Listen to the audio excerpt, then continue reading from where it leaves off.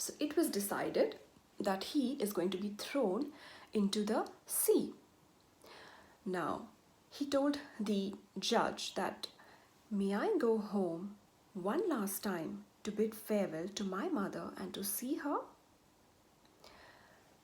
This is only fair, said the judge. So he was allowed to go back home. And came back the third Chinese brother. He was taken to the sea and pushed in the sea.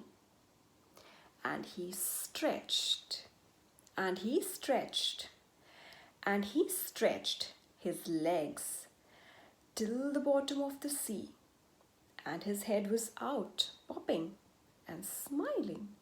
So this was the third brother who could stretch beyond measure, and so he was not going to be drowned.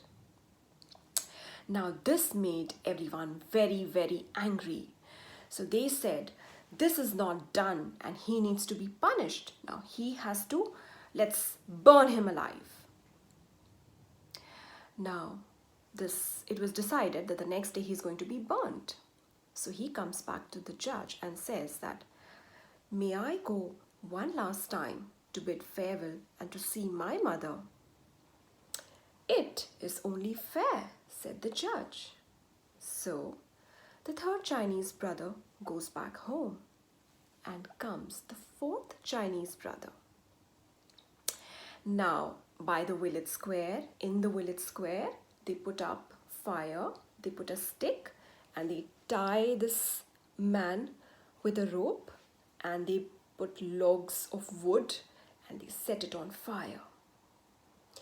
And the fourth Chinese brother is all smiles, because he is the one who's not going to be burnt.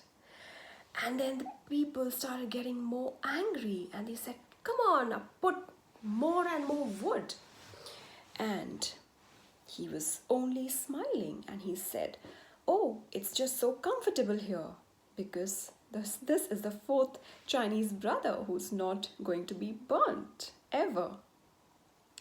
By now, the people were so angry and so furious that they decided that this Chinese brother has to now be completely pushed into a big oven and just be done with. So they decided, and they made a big oven which was built with bricks, and it was filled with a lot of whipped cream.